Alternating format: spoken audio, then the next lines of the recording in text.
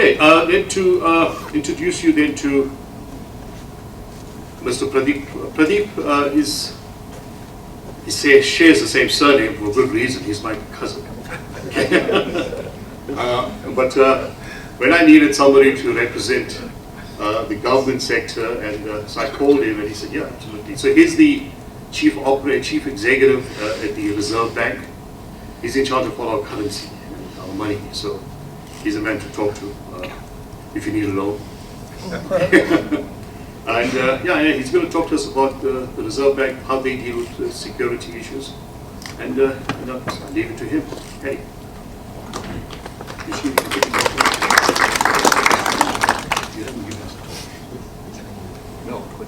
No problems. Good morning, ladies and gentlemen. It's quite an honor to be here.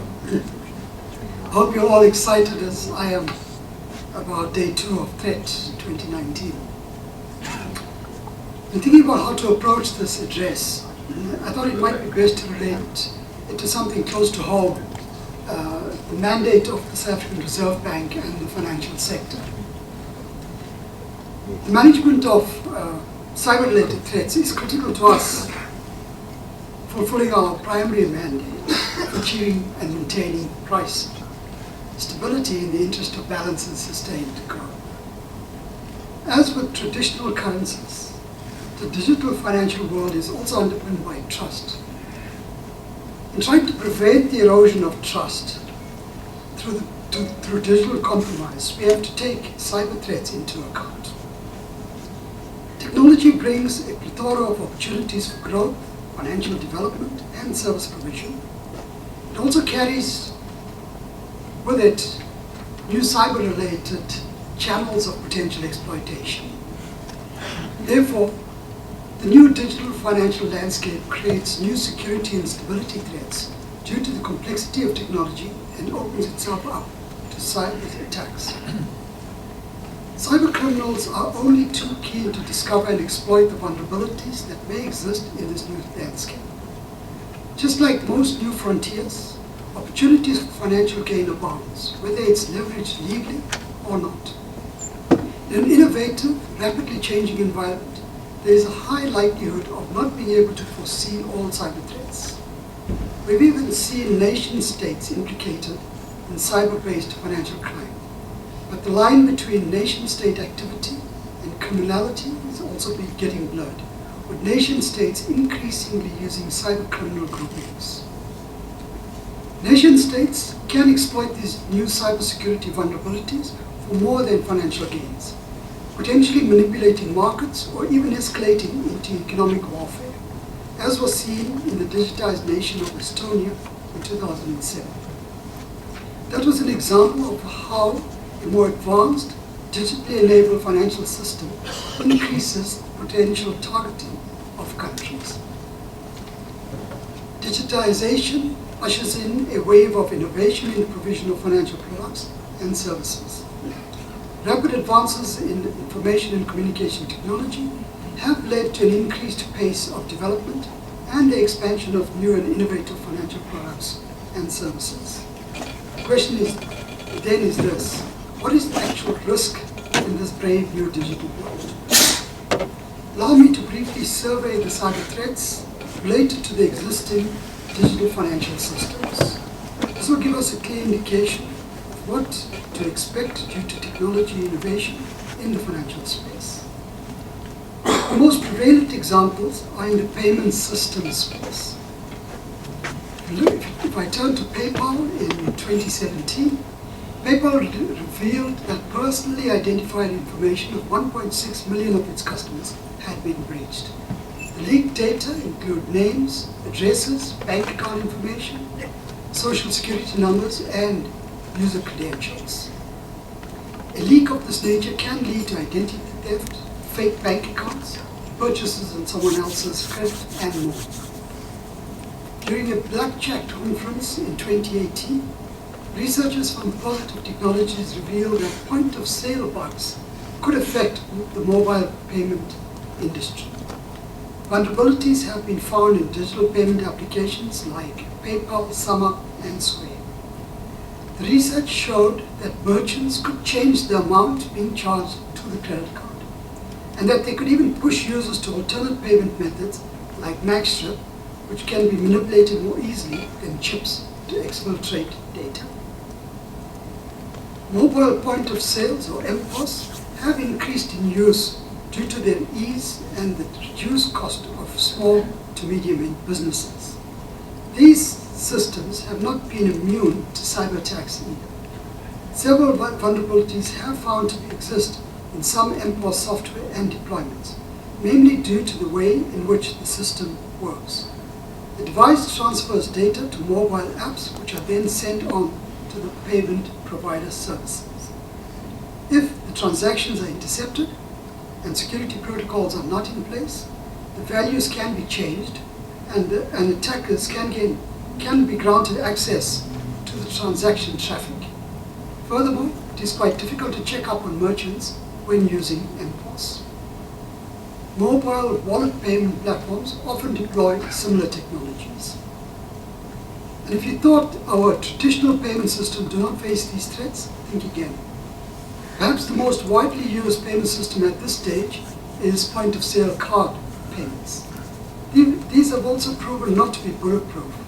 There have been numerous incidences where attackers use malware on POS terminals to remotely steal payment data or compromise a card.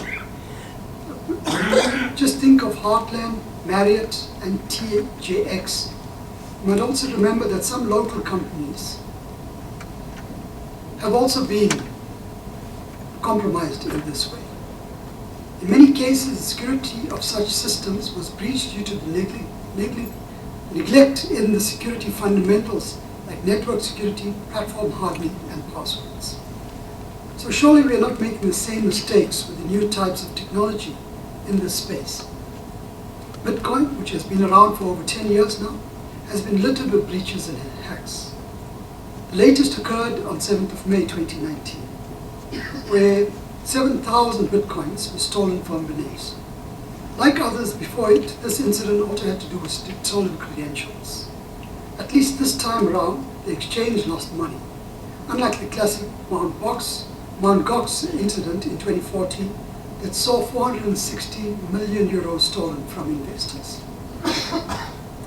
One can debate the security of such a design and note the fact that it was not the underlying blockchain technology that had been compromised. Rather, the implementation was problematic. The point remains that we are still making the same mistakes. This breach was enabled by the compromise of the actual platforms, like with the point-of-sale breaches we have surveyed. This illustrates the effectiveness of using known attack methods on new digital information in the financial sector. It is also important to note that digital innovation does not only create new targets to attack, but also enhances the cyber criminal's ability to attack.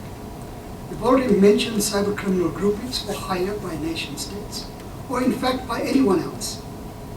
But this is enabled by the ability to receive anonymized, untraceable payments through cryptocurrencies. This has also increased the ability to launch cyber ransom attacks marked by the outbreak of WannaCry or its close cousin, NotPayer, crippling a multinational conglomerate like Maersk for a number of days in 2017.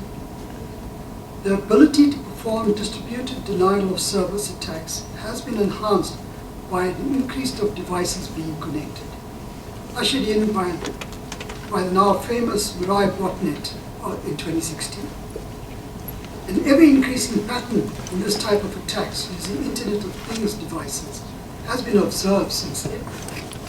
A widespread access to quantum computing will force a need to shift the current encryption practices used for ensuring the security of many financial systems.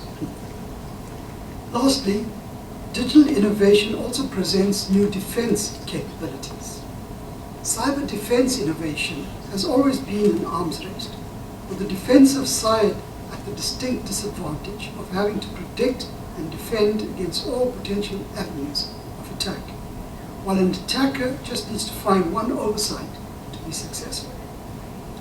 The potential utilization of machine learning to detect behavioral anomalies, or even the use of artificial intelligence to to learn rapidly about potential threats and aid in defense presents an opportunity to reduce the attacker's advantage. The ability to more easily use state-of-the-art defense technologies without having to deploy them yourself through the provision of cloud solutions is another avenue that can assist in this battle, especially for smaller players.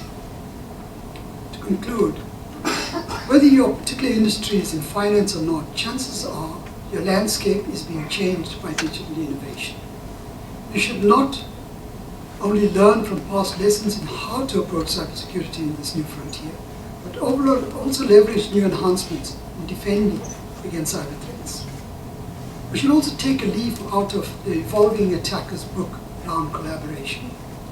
Bad actors seem to organize and collaborate across traditional boundaries, like organizations, industries, sectors, and national borders.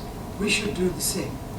This ThreatCon 2019 summit that brings government, business, and academia together across various sectors is an example of how this can be done. I hope you fully utilize this opportunity to learn from each other. Thank you.